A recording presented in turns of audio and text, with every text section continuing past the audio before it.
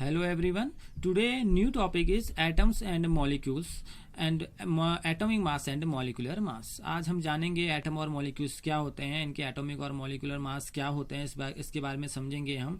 ये हमारे यूनिट 3 चल रही है, इसमें बहुत ही कम टॉपिक बचे हैं। फिर इसके बाद एक लास्ट टॉपिक इसमें मोल कॉन्सेप्ट ही बचता है और जितना भी सिलेबस था वो रिड्यूस हो चुका है। तो हमने आज यहाँ डिस्कस करना है एटम और मॉलिक्यूल्स के बारे में। तो समझते हैं एटम और मॉलिक्यूल्स क्या है। Firstly, atom are building block of all matter. Atom क्या है?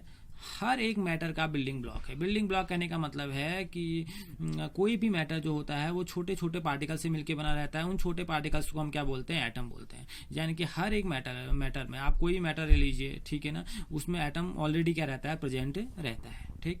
सेकेंडली बात निकल के आती है, according to modern atomic theory, an atom is the smallest particle of an element which take part in chemical reaction.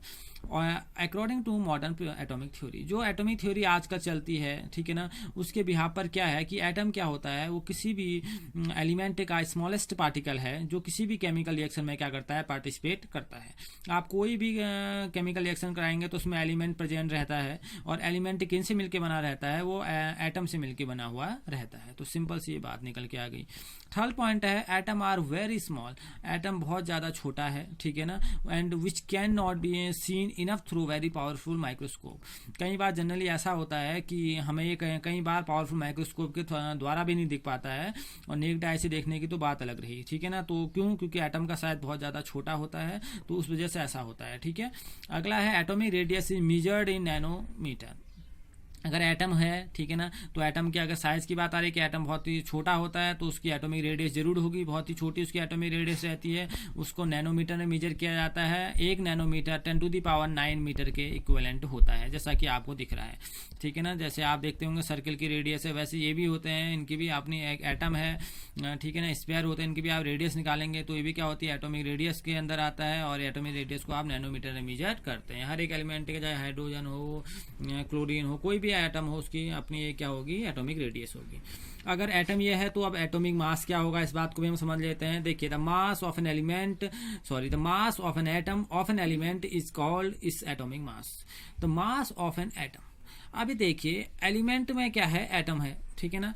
तो अभी क्या कह रहा है? एलिमेंट में जो प्रेजेंट एटम होता है उसका जो मास होता है उसको हम कहते हैं एटॉमिक मास, ठीक है ना। हर एक पर्टिकुलर एटम का जो मास होता है उसे क्या बोला जाता है? एटॉमिक मास बोला जाता है। तो आप सिंपल में बोल सकते हैं the mass of an atom of an element, जो है, जैसे मैंने बोला है, जैसे मैंने कोई एलिमेंट बोल दिया, हाइड्रोजन बोल दिया, ठीक है ना, तो हाइड्रोजन में हाइड्रोजन प्रेजेंट है तो हाइड्रोजन एटम से मिलकर बना होगा। H2 की अगर मैं बात कर रहा हूँ तो H से मिलकर बना है, तो पर्टिकुलर जो H का जो मास होगा उसे हम क्या बोलेंगे? एटॉमिक मास बोलेंगे। बहुत सिंपल। अब ये पता कैसे चला एटॉमिक मास के बारे में? काफ़ी कुछ थ्योरी आई, ठीक है ना, लेकिन जो एक्यूरेट थ्योरी है उसका डिस्कस हम यहाँ पर करेंगे। The atomic mass unit is defined as the quantity of mass equal to 1/12 part of mass of an atom of carbon 12 isotope। देखिए, ये कह रहा है जो एटॉमिक मास होता है, क्योंकि हमने बोल दिया कि एटम का जो मास होता है एटॉमिक मास होता है, तो उसको हम मेजर कैसे करते हैं, उसको डिफाइन कैसे करते हैं, वो है क्या? देखिए, इसकी जो यूनिट रहती है एटॉमिक मास की वो रहती है AMU, जिसे हम कहते हैं एटॉमिक मास यूनिट। तो उसको आप कैसे डिफाइन करेंगे, यानी कि हम किसी एलिमेंट का एटॉमिक मास कैसे कंसिडर कर सकते हैं? तो ये कहता है जो एटॉमिक मास यूनिट होती है वो क्या होती है? वो होती है quantity of mass equal to, जो आपने जिसकी क्वांटिटी, आपने जिस भी मास की क्वांटिटी निकाली आपने, वो किसके इक्वल रहती है? वो इक्वल रहती है 1/12 पार्ट ऑफ कार्बन 12 आइसोटोप। आपने करना पड़ेगा 1/12 पार्ट ऑफ कार्बन 12 आइसोटोप, ठीक है ना। आइसोटोप की डिस्कस हम करेंगे क्योंकि हमारे में मोल कॉन्सेप्ट में आइसोटोप भी आएगा, तो वहां हम आइसोटोप को कंसिडर करेंगे कि आइसोटोप क्या होते हैं। अभी सिंपल में समझ लीजिए, जैसे आपने किसी का भी मास निकालना है तो आपको किससे रिलेट करना पड़ेगा? वो उसको आपको रिलेट करना पड़ेगा। आप जैसे किसी का भी निकाल रहे हैं, आप हाइड्रोजन का निकाल रहे हैं, क्लोरीन का भी निकाल रहे हैं, तो आप उसको रिलेट करेंगे 1/12 पार्ट ऑफ कार्बन 12 आइसोटोप, ठीक है, उससे करेंगे आप, ठीक है ना। तो ये इंपॉर्टेंट बात है इसमें। और it is expressed in AMU, और इसको किस में एक्सप्रेस किया जाता है? एटॉमिक मास यूनिट में एक्सप्रेस किया जाता है। आजकल इसको दिखाते हैं U से, ठीक है ना। आप U से भी इसको कर सकते हैं। U मतलब यूनिफाइड मास, इसको IUPAC ने चेंज किया था। आप AMU बोलिए या U बोलिए, कोई फर्क नहीं पड़ता, ठीक है ना। इसकी यूनिट है ये। तो 1 AMU बोले या 1 U बोले, किसके बराबर होगा? जैसे मैंने अभी आपसे बोला 1/12 कहने का मतलब 1/12 into mass of atom of carbon 12, carbon 12 का कितना मास है इनटू क्या होगा 1/12, ठीक है ना। इससे आप किसी भी एलिमेंट के मास को कंसिडर कर सकते हैं, ठीक है ना। ये एक उस टाइम के एक बोल सकते हैं प्रैक्टिकल बेस्ड एक थ्योरी थी, ठीक है ना। लाइक जैसे एग्जांपल देते हैं आपको, जैसे मास ऑफ हाइड्रोजन है, हाइड्रोजन का मास कितना होता है 1 होता है, हमें पता है, तो हम उसको कैसे कंसिडर करते हैं 1 AMU या 1 U। या मास ऑफ ऑक्सीजन से हम बोलते हैं 16 है, अब आप कैसे दिखाएंगे उसको मास ऑफ ऑक्सीजन को 16U या 16 AMU। अब कुछ वेरी इंपॉर्टेंट यहाँ पर को कुछ पॉइंट्स हैं, उस पॉइंट का डिस्कस कर लेते हैं। देखिए मास, देखिए atom of most of the element are very reactive and does not exist in free state. बहुत ही इंपॉर्टेंट बात है भाई, ये कह रहा बहुत सारे एलिमेंट में के जो एटम होते हैं, बहुत सारे जितने भी एलिमेंट हैं उनके जो एटम होते हैं वो बहुत ज़्यादा रिएक्टिव होते हैं, और रिएक्टिव होने की वजह से वो नेचर में फ्री स्टेट में प्रेजेंट नहीं रहते। तो आप कह सकते हैं कि जो एटम है उनका एग्जिस्टेंस फ्री स्टेट में नहीं होता, वो फ्रीली आपको नहीं मिलेंगे। Secondly one only the atoms of noble gases, जो नोबल गैसेस के जो एटम होंगे, डेट मीन्स नोबल गैसेस कौन कौन सी होती हैं, हीलियम है, नियॉन है, आर्गन है, क्रिप्टन है, जिनॉन है, रेडान है, इनके जो एटम होंगे ये आपको केमिकली क्या मिलेंगे, इंडिपेंडेंट मिलेंगे और ये अनरिएक्टिव रहते हैं।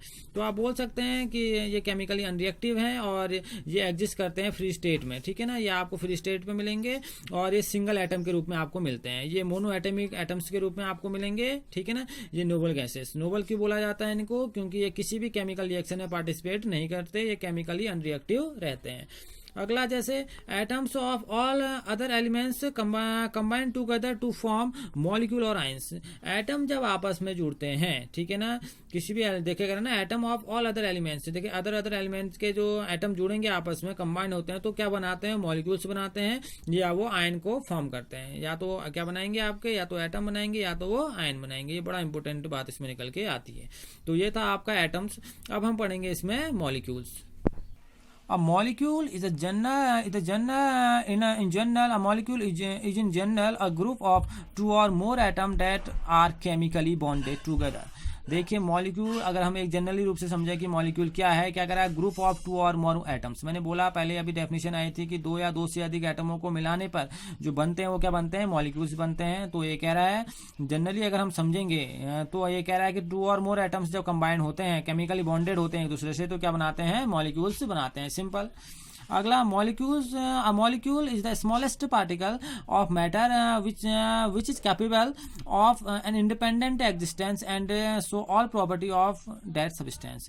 जो मॉलिक्यूल होता है वो किसी भी मैटर का स्मॉलेस्ट पार्टिकल है। वो कैसे स्मॉलेस्ट पार्टिकल है, देखिए एटम इंडिपेंडेंटली एग्जिस्ट नहीं करता, जैसे कि मैंने आपसे बोला था, लेकिन जो मॉलिक्यूल होता है उसका जो एग्जिस्टेंस है वो इंडिपेंडेंटली वो क्या कर सकता है, एग्जिस्टेंस कर सकता है, वो रह सकता है, वो स्वतंत्र रूप से रह सकता है, ठीक है ना। वो आपको फ्री स्टेट में मिल सकता है। फ्री स्टेट में मिलने का मतलब है कि वो आपको इंडिपेंडेंटली रूप से मिलेगा, ठीक है ना, और वो सब्सटेंस की सारी केमिकल प्रॉपर्टीज को क्या करेगा, शो कर सकता है। जैसे एग्जांपल H2O।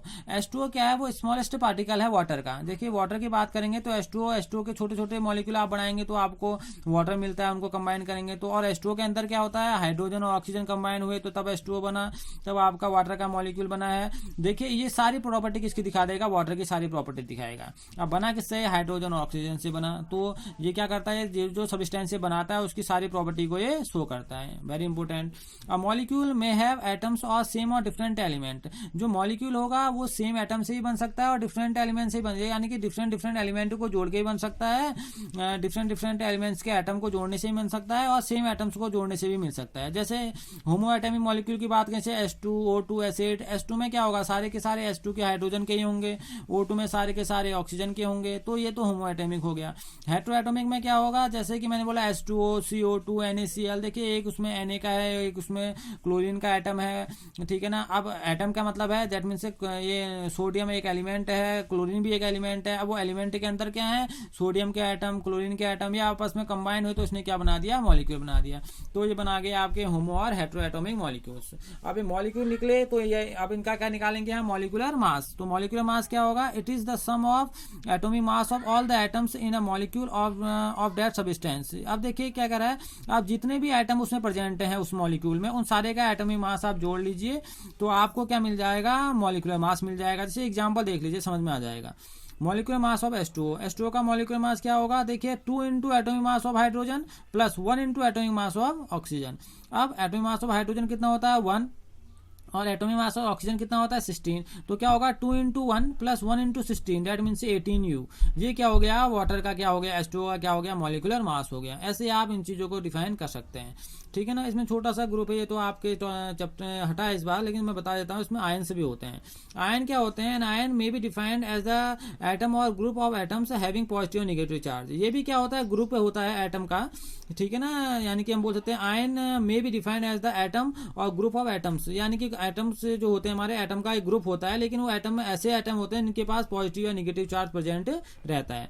यानी कि आप बोल सकते हैं कैटायन और एनायन का एक ग्रुप होता है जिसे हम क्या बोलते हैं, एनायंस बोलते हैं, ठीक है ना। एनायंस बोले या कैटायंस बोले, और इनको हम बोलते हैं आयंस, ठीक है। तो ये भी वही है, एटम्स का एक ग्रुप है, लेकिन इनके पास क्या, ये क्या कैरी करते हैं, चार्ज को कैरी करते हैं, तो उनको आयन बोल दिया जाता है। जैसे सोडियम है, सोडियम का एटम बोलेंगे। अब ये Na+ बना देगा, क्योंकि ये इलेक्ट्रोपॉजिटिव होते हैं मेटल, आपके जो मेटल होते हैं, ये मेटल है ना, तो इलेक्ट्रोपॉजिटिव कैरेक्टर के होते हैं, तो ये क्या हो जाएंगे, आपके पॉजिटिव हो जाएंगे, तो ये आपके पॉजिटिव चार्ज आयन हो जाएंगे। जैसे कि नॉन मेटल है, क्लोरीन है, सल्फर है, इनमें नेगेटिव चार्ज कैरी करते हैं, तो ये नेगेटिव चार्ज आयन हो जाएंगे। तो आयन भी क्या है, ग्रुप ऑफ एटम्स ही है, लेकिन ये क्या करते हैं, चार्ज को कैरी करते हैं। तो आज का हमारा टॉपिक था atomic, atom, molecule, atomic mass, molecular mass, ये आज हमने समझा, ठीक है ना। अब इसको आप बनाइए घर में और इसे समझने की कोशिश कीजिए, ठीक है ना। नेक्स्ट टॉपिक में हम मूल कॉन्सेप्ट की बात करेंगे और आइसोटोप, आइसोबार्स की बात भी करेंगे। Okay, thank you.